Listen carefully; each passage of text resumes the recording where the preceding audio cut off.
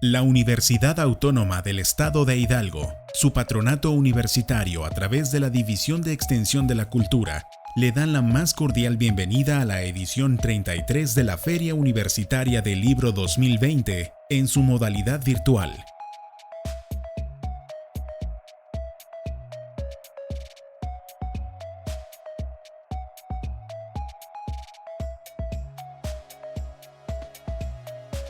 Los saludamos desde alguna parte, desde la Feria Universitaria del Libro de la Universidad Autónoma del Estado de Hidalgo. Vamos a platicar con el maestro Miguel Peraza, quien va a presentar su libro Escultor Periférico en este festejo librero, que como ustedes verán es completamente virtual. El maestro Peraza celebra pues ya más de 45 años, digamos, de escultor, y ha hecho más de 80 obras escultóricas públicas en distintos formatos, unas muy grandes, otras más pequeñas. Ya nos contará sobre eso si hay oportunidad. ¿Y qué les podemos decir? En este libro él reúne experiencias, anécdotas, hay personajes cercanos a él que también hablan, no desde la crítica. Él hace más bien una reflexión de su trayectoria, de su obra. En algún momento menciona que siempre está buscando innovar sus figuras, el estilo de sus figuras. Entonces habría que platicar un poco con él sobre ese estilo sin estilo o esa inclinación que tiene por resolver una pieza de una forma o de otra. También es interesante platicar él, le dicen el escultor de las universidades, ¿no? Entonces hay toda una trayectoria donde, dependiendo del ángulo que se aborde, él tiene una respuesta pues a veces sorprendente y a veces pues, muy coherente con lo que ha sido su, su camino, digamos, ¿no? Viene de una familia de un apellido fuerte en materia de escultura, aunque ya ha recorrido su obra a otros continentes, tiene obra en Europa, en Latinoamérica, tengo entendido que hasta en Emiratos Árabes, perdón. Bueno, pues tenemos el gusto de estar aquí con Miguel Peraza. Le Pues, saludamos, le damos la muchísimas palabra. gracias, Pepe, por esta magnífica presentación. Denme oportunidad de agradecerle de antemano a la Universidad Autónoma del Estado de Hidalgo este esfuerzo. Eh, Ahora, por razones que todos conocemos, de encontrarnos en un cerco sanitario, en una pandemia que quizás hace 8 meses o 7 meses la humanidad no hubiéramos podido estar platicando de en qué condiciones nos encontramos eh, recluidos, una gran parte de la humanidad, y que tenemos que usar estos formatos para las presentaciones.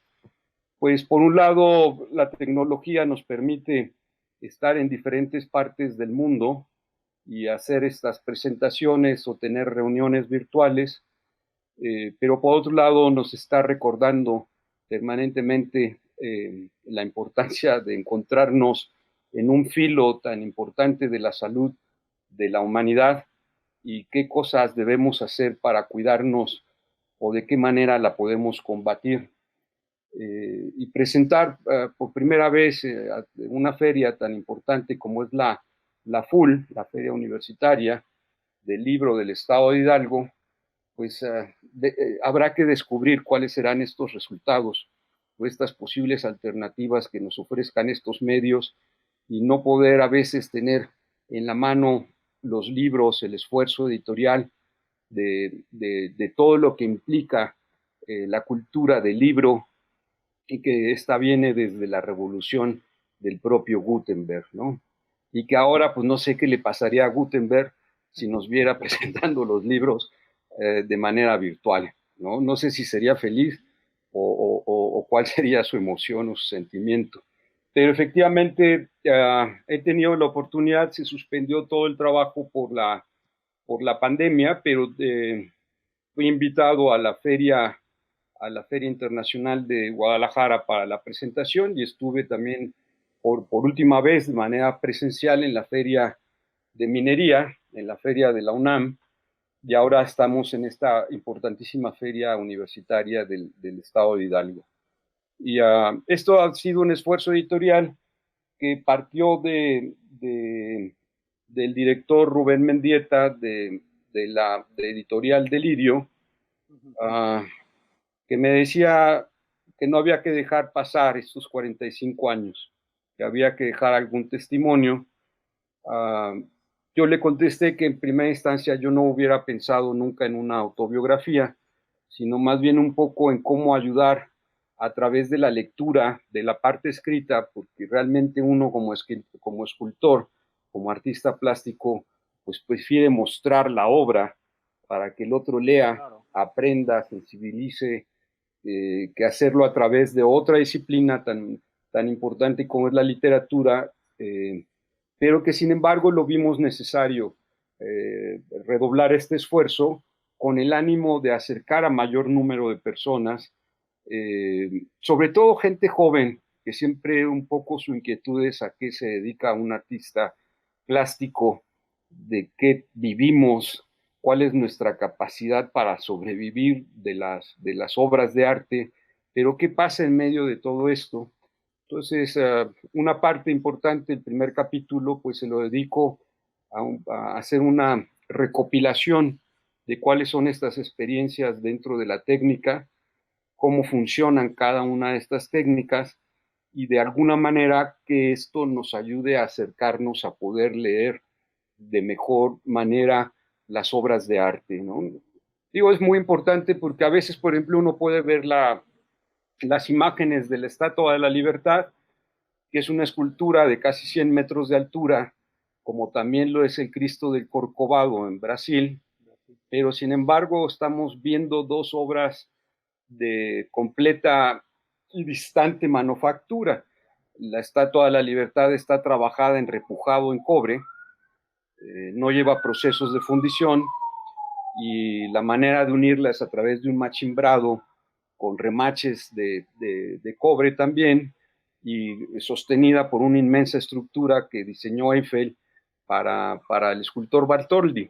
Y en el caso del Corcovado es una estructura de concreto que puede ser visitada y transitada también por dentro, pero técnicamente no se hacen parecidas. A lo mejor sí en el principio de dibujar, de diseñar y hacer un modelo, pero ya cuando uno va a hacer la ampliación de la escultura, pues estamos hablando de técnicas muy distintas y de las que hay que tener un alto control y un dominio.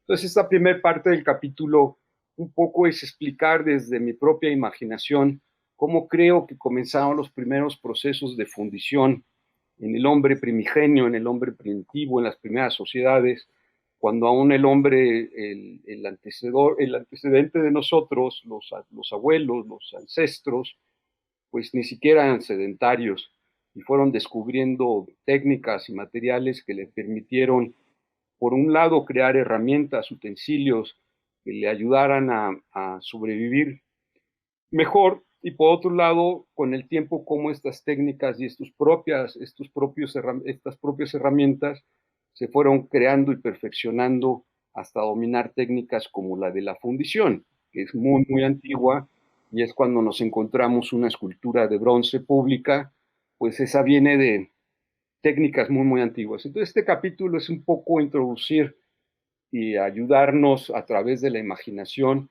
a tratar de entender cómo la escultura ha ido evolucionando y desde cuándo en algunos libros, ya como los de Homero, Hesiodo, la Biblia, son mencionados el oficio de escultura, ¿no? Y que a partir de eso, pues nosotros somos parte de ese gremio de artistas que venimos conservando, por un lado, las técnicas, los procesos, y por otro lado, a través de las emociones propias de cada uno de nosotros, pues experimentar cómo juntar la experiencia y el sentimiento de los demás para traducirlo en esculturas, que es el caso de mi oficio. Y pues llegar a 45 años no ha sido fácil, son muchos años, y quiere decir que ha habido altas y bajas, que ha habido muchos problemas, que hay cosas que uno las busca, las obras, el encargo, hay otras que tienes la suerte de que te busquen a ti, en fin, de todo esto que va pasando y que va construyendo de alguna manera la esencia de las propias obras en el mundo en el que algo que no existía, pues tú como artista lo haces aparecer para los demás, ¿no? Entonces, pues celebrar los 45 años es celebrar la vida viva, es estar con el ánimo de seguir participando socialmente y de poder ofrecer esta posibilidad a través de la lectura escrita, no de la lectura visual o de la lectura auditiva, un acercamiento a la gente que siempre ha tenido mucha curiosidad de qué pasa y cuál ha sido un poco el papel de la escultura en la historia de la humanidad.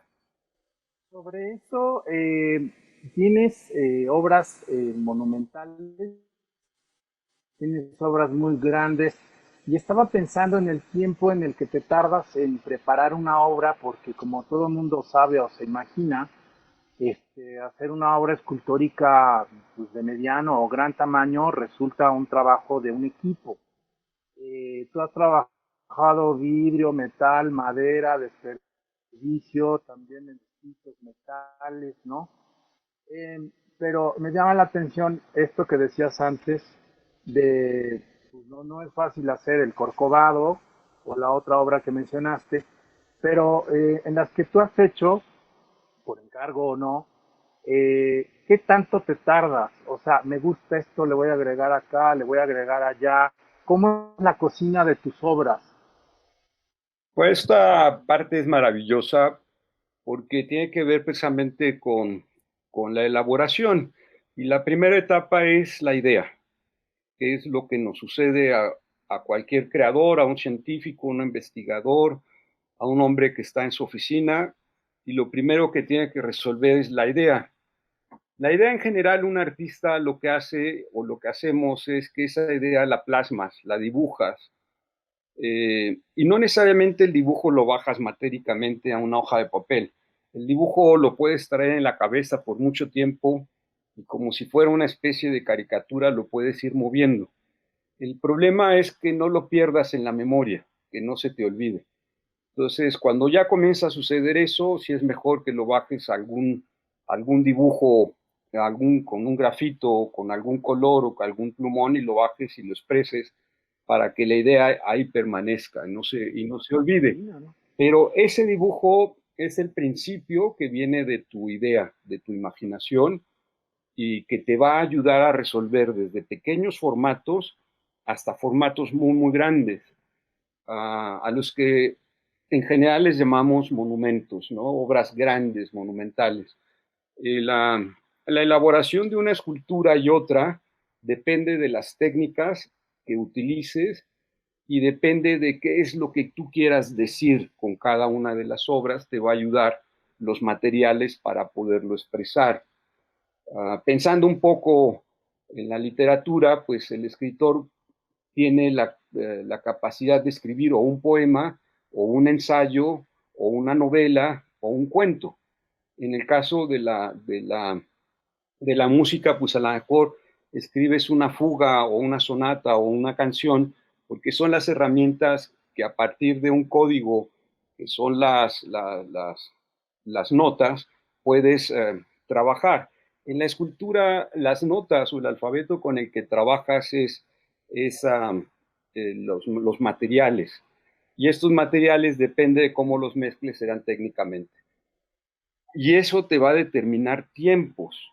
Una escultura que se funde, por ejemplo, pasa del modelo en plastilina o en cera o en barro a un molde, de ese molde se reproduce una cera y de esa cera se va a un larguísimo proceso de fundición.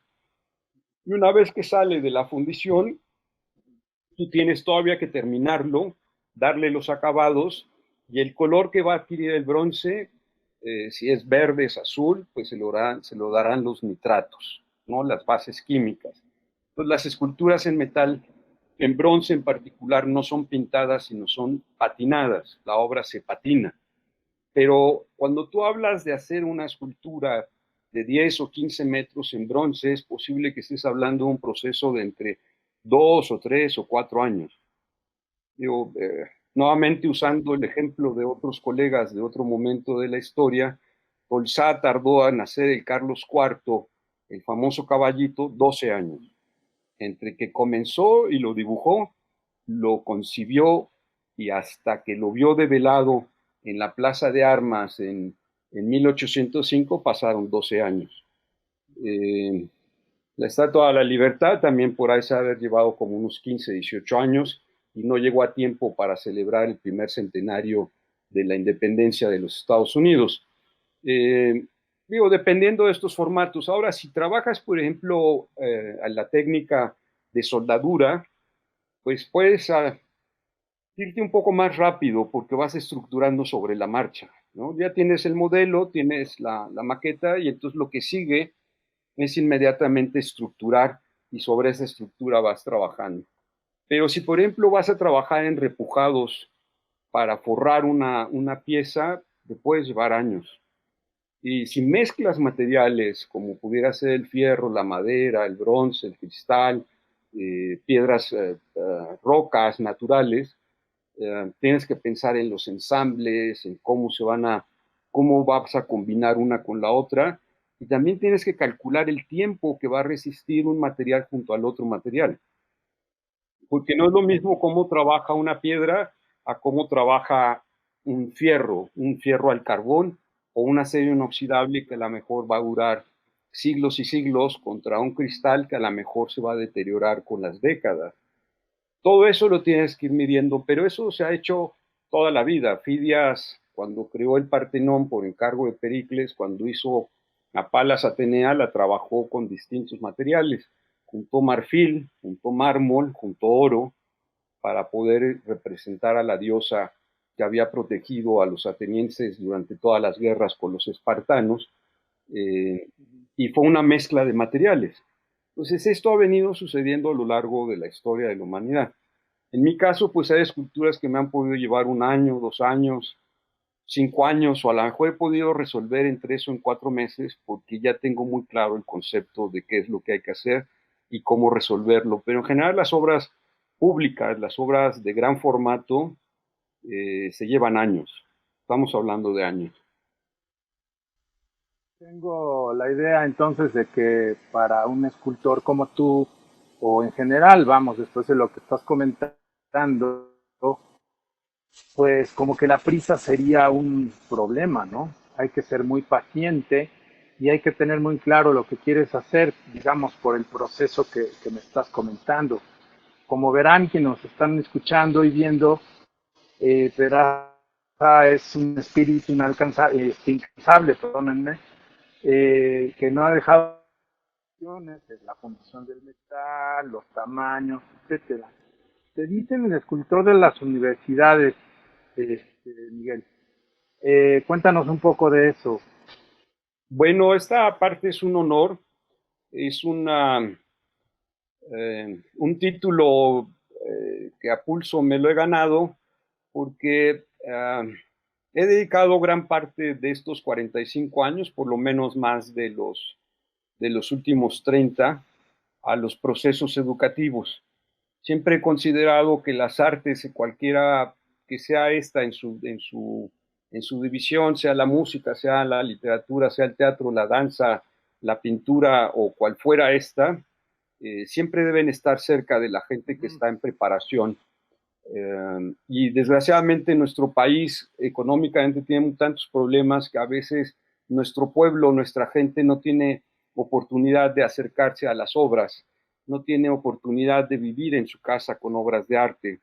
Entonces, si lo logramos a través de las escuelas, de que ellos coexistan con pintura, con música, con escultura, con danza, pues vamos a crear y lograr gente mucho más íntegra, gente con valores mucho más especializados en el sentido humano. Entonces, le he dedicado muchos años a la educación. Pues tengo obra también para escuelas primarias, tengo obra en algunos kindergarten, para que los niños desde chicos se acostumbren a que ahí están las obras y que pueden usarlas y que son parte de su vida. Pero en particular dediqué un gran tiempo a las escuelas en grados superiores, ¿no? Donde ya vienen las licenciaturas, las ingenierías, las maestrías, los doctorados, los postdoctorados, con el ánimo de enriquecer los proyectos. No lo he hecho solo, siempre que he trabajado en las universidades procuro hablar con más artistas para que el horizonte sea más claro y más abierto, pero en estos 30 años pues he tenido la suerte de trabajar en universidades chilenas como la Universidad Pontificia. He tenido la oportunidad de trabajar en la Universidad Autónoma de Bucaramanga en Colombia, donde he dejado 2 enormes plazas, una con una balanza de 10 metros de altura y otra un reloj solar de 8 metros. Tengo obras en la Universidad de Southern Indiana en Estados Unidos. He logrado colocar algunas obras en colecciones muy importantes de Holanda, de España, y por supuesto en México tengo en el ITAM, tengo en más de 16 campus del Tecnológico Monterrey, tengo en la Universidad Simón Bolívar, he hecho obras para la UNAM, en particular para el Centro de Investigaciones de Geografía. Tengo obras para las universidades tecnológicas de León, de Dolores, y en total sumo más de 25 universidades públicas y privadas, pero que tienen ese fin, ¿no? Y que ahorita, por ejemplo, tengo el pendiente de resolver algo que traemos desde hace ya varios años, es con la Universidad Autónoma del Estado de Hidalgo, precisamente para la ciudad del conocimiento. Ah, qué padre, ese es un interesante proyecto. Otro que se suma a tu título, digamos, de escultor de las universidades. ¿De dónde nace el título o este concepto de escultor periférico? Mencionas ahí que viene de las matemáticas, de la poesía, de la filosofía, estamos hablando ahorita de las universidades. Es un excelente título, pero ¿a qué haces referencia? Porque puede ser muy abierto, ¿no? Es el escultor Miguel Peraza, es el escultor, es Miguel Peraza, ¿no? Sí, esta parte es porque yo soy un escultor autodidacta. Y la batalla campal ha sido muy fuerte porque de alguna manera a nivel mundial las academias son las que van proponiendo quiénes deben ser posteriormente a que egresan sus estudiantes los escultores, ya sea los escultores oficiales para los gobiernos o los escultores institucionales. Y la obra de encargo o las convocatorias de los concursos se cargan mucho sobre esta parte de la experiencia del aprendizaje de los artistas. Yo he caminado por el mundo de la libertad, he caminado por el mundo del autoconocimiento, que no significa que por ser un autor libre no necesites de las instituciones o no necesites de las otras maneras. La diferencia es que pues nadie te califica los grados o nadie te califica para titularte o recibirte. Pero eso provoca a veces luchas muy fuertes porque a veces te marginan y te quedas en las periferias. Pero para mí ha sido muy interesante desde el punto de vista filosófico y desde el entendimiento sociológico que es mucho mejor tu visión o tu visual cuando estás desde la periferia que cuando necesariamente estás en los ojos del huracán, porque tienes una visión mucho más Un grande. outsider, ¿Perdón? eres como un outsider, como un al margen, digamos. Tiene los dos conceptos y esta parte tiene si estás en el afuera, ¿no? En la vista de afuera, tienes la de adentro, pero la lucha entre la marginación, ¿no? De a veces poder ser un artista marginado, te implica generar otras estrategias de trabajo y de aplicación para poder incorporarte a las instituciones o que te respeten siendo un artista que viene desde afuera. Pero eso también te pasa cuando viajas por el mundo, ¿no? y cuando viajas por provincia, cuando viajas por los diferentes estados, hay como una autodefensa de los gobiernos, por ejemplo, a que destaquen los autores o los artistas del estado en específico, puede ser del propio estado de Hidalgo o el de Chihuahua, el de Yucatán, porque se hace como una especie de cerco. Y cuando estás en otros países que me ha tocado trabajar, en Chile, en Costa Rica, en Colombia, en España, en Alemania, en los Emiratos, en Israel, la gente dice, bueno, pero ¿por qué necesitamos traer a un artista desde México si nosotros tenemos artistas propios, ¿no? Y eso habla también de una periferia, porque estás llegando de otro lugar para incorporarse a sus centros. Y esta parte es muy interesante porque en realidad lo que el ser humano debemos comprender es que tus fronteras o tus límites no están en la etnia o en la nacionalidad de las banderas, sino están en la integridad y en la entereza de tu pensamiento.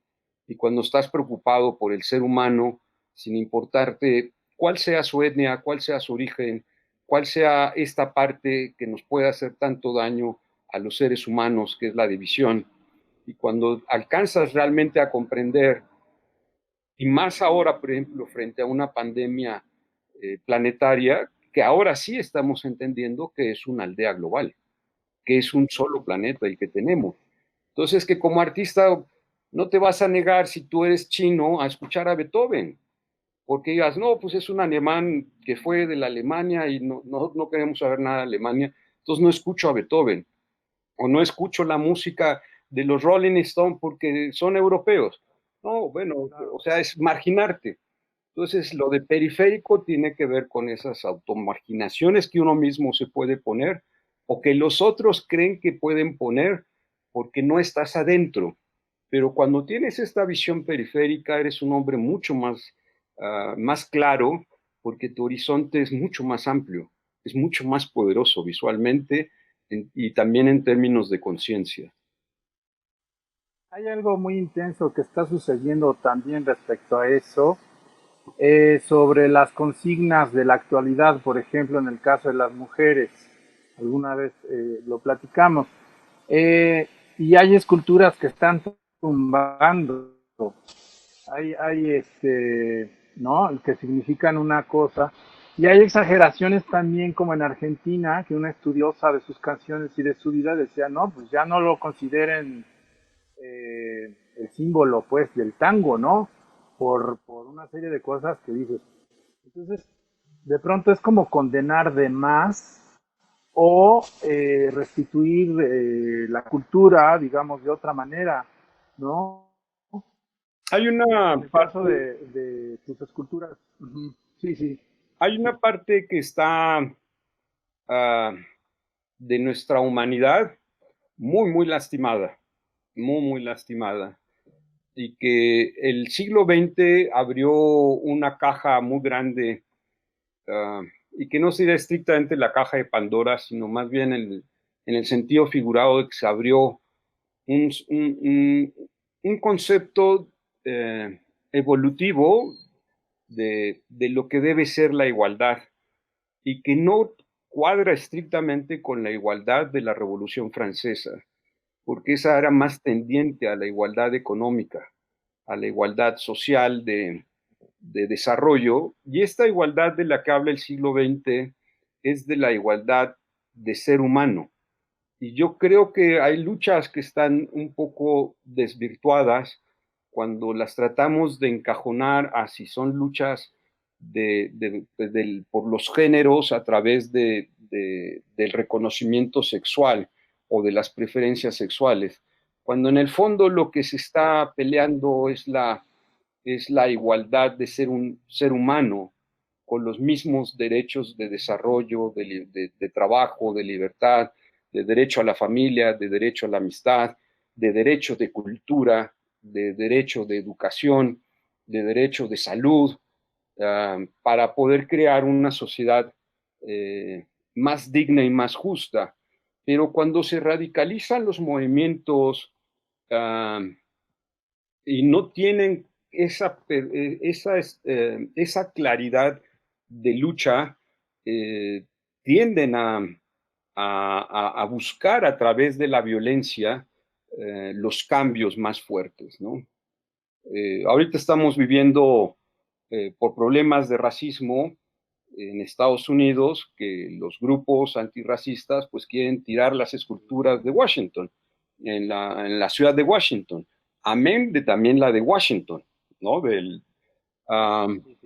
Y la discusión es muy fuerte porque la humanidad hemos cometido muchos errores en tratar de borrar lo que no nos sirve o lo que creemos que nos ofende y que va contra nuestros principios.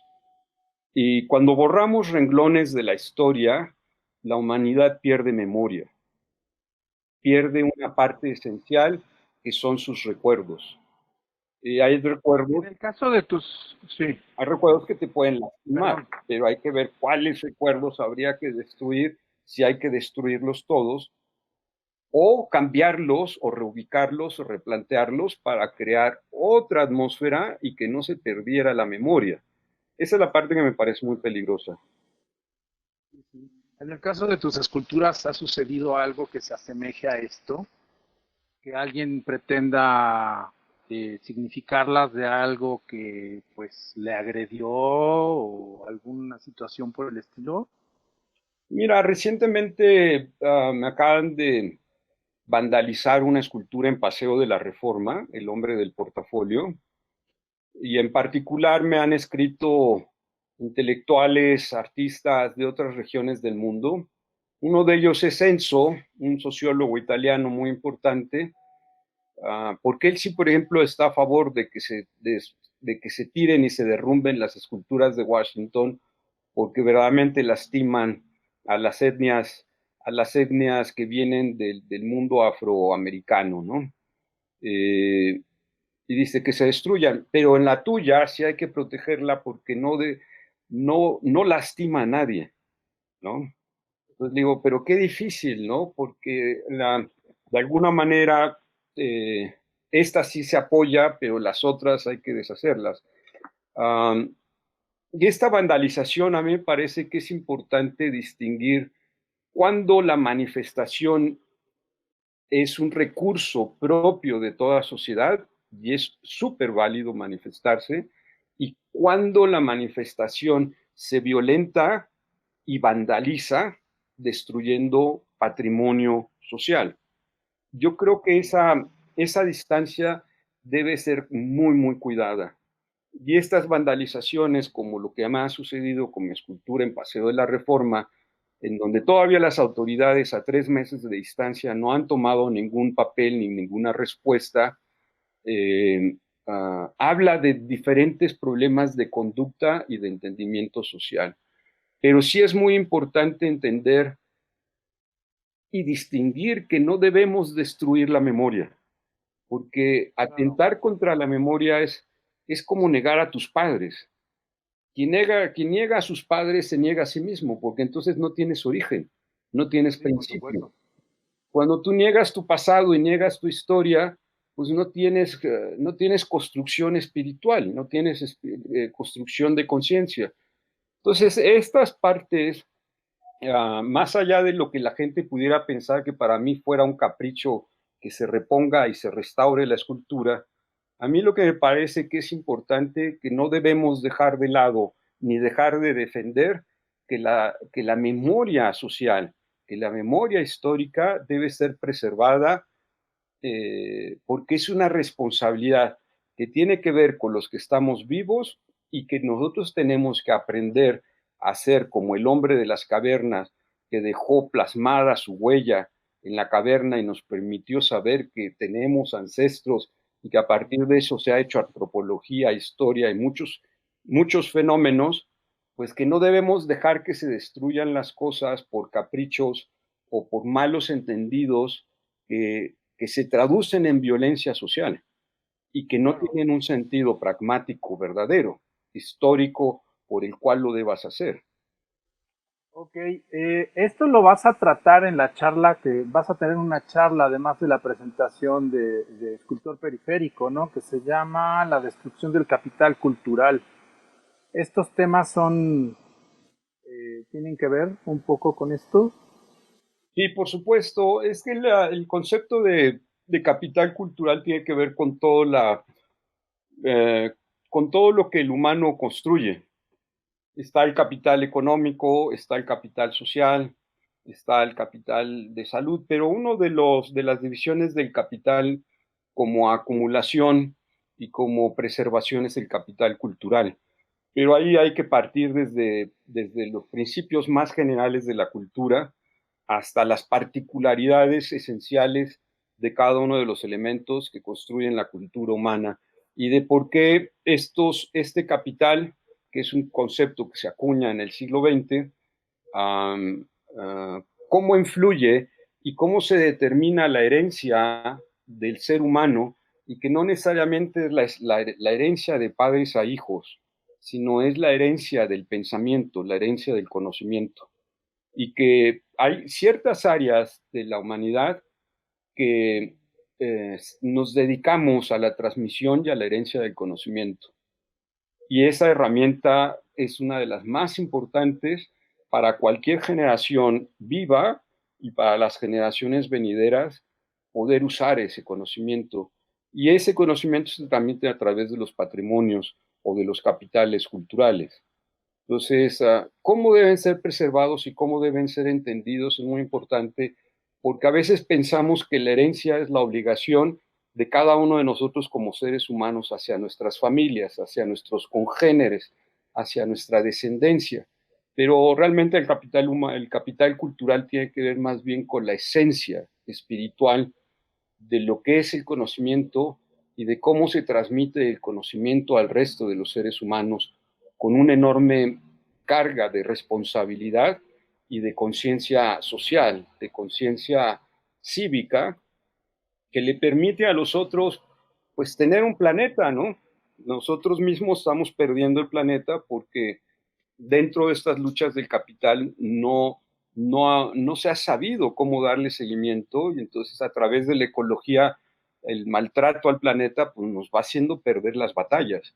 La dominación del dinero sobre las necesidades humanas va haciendo que la sociedad se distorsione por una sociedad de consumo. Y esa no es la transmisión del conocimiento y eso no es el patrimonio cultural. Y a esto es lo que le voy a dedicar la próxima hora para esta conferencia. Muy bien, Miguel. Pues como ustedes verán, Miguel Peraza es un artista contemporáneo.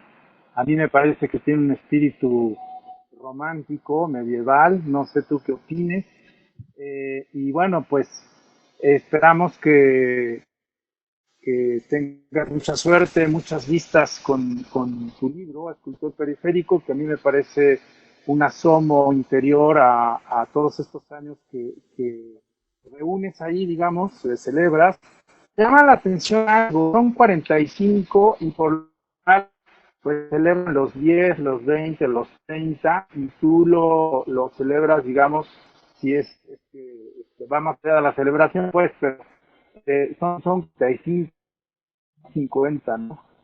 Eso pues, no sé si tenga algo que ver o viste que discutirlo en algún momento, ¿no? Perdí un poquito la Son señal, Pepe, al 45. final. Perdí un poquito la señal y no entendí Sí, la te pregunta. decía que por... Hola, hola, ¿me oyes bien ahí? ¿Me oyes Ahí, mejor? ahí te escucho, sí. Ok, te decía que por lo general se celebran los términos de 10, 20, 30, 40, 50 y tú son 45 años de escultor y eso tiene alguna referencia hacia algo, lo discutiste en algún momento con el editor o te mereció algún asunto esos 5 años que faltan para los 50. Mira, lo que pasa es que si esto sucede, realmente estamos pensando en los 50 tener un catálogo razonado de todo, de lo que hasta ese momento se haya logrado en todas las áreas del conocimiento en las que he participado. Y se cumplieron 10 años del primer libro que se hizo para los 35 años, que fue un catálogo muy extenso, muy grande, trabajado por la editorial de Miguel Ángel Porrúa, que fue una tesis doctoral para presentar todo un proyecto de escultura en la Universidad de La Habana, Cuba, con motivo de que me habían nombrado candidato al Premio Nacional de Ciencias de Artes.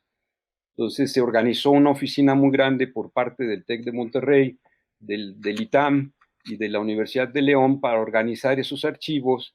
Y el año en que yo concursé era lógico y fue un honor que fuera Leonora Carrington la que ese año fuera elegida como premio nacional, pero sin embargo a mí me sirvió toda la experiencia para recaudar todo el material con el que contábamos, y ahí se tomó una decisión de que habría que publicarlo y que valía la pena publicarlo. Entonces hizo un libro muy grande que se llama Crisol de Sueños y que es la tesis doctoral de mi hermano Jesús Alberto Peraza, que se presentó en la Universidad de La Habana.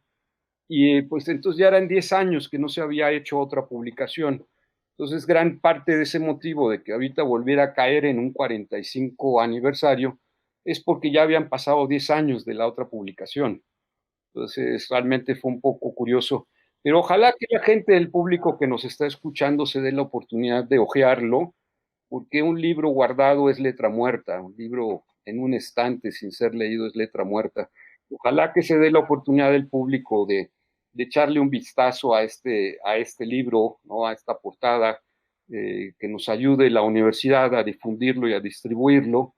Que también con la universidad he publicado, ahí está un libro del mercado del arte que publicamos con la Universidad Autónoma del Estado de Hidalgo.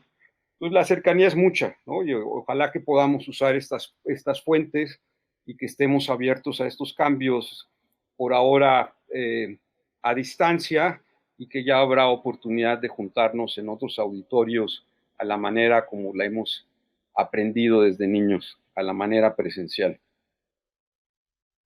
Exacto. También que haya oportunidad de pasear por algunos sitios donde está tu obra para vivirla de otra manera y no a través del libro, que pues está padrísimo, pero bueno, por lo pronto está el libro para verla en el papel, y ya después habrá algún momento para pasear por donde.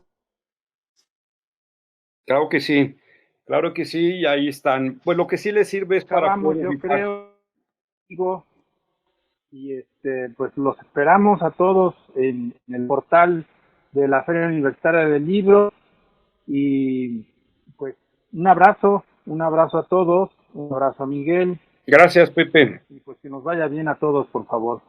Sí, que salgamos de esta pronto y con este ánimo de seguir siendo creativos y de que estamos hola. En esta lucha. Aquí estamos. Les mando un gran abrazo a todos y muchísimas gracias por esta entrevista para la presentación, Pepe.